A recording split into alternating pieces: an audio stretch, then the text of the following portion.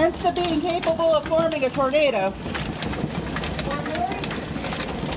You get hail a lot from storms where they think tornadoes may drop. Oh no. Because it's the cold front hitting the warm front. Oh man.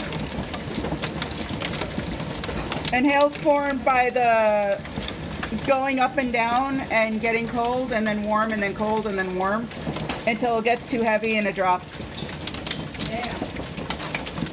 Freezing rain freezes on the way down. Hail circulates, and that's why you get the bigger. But Florida gets them the size of golf balls. Thank God we don't know that. Not for nothing. These. Size of This marbles. is the biggest hail I've seen in like ages. Ages. Like seriously, that's pretty big. I mean, it's not golf ball size, but.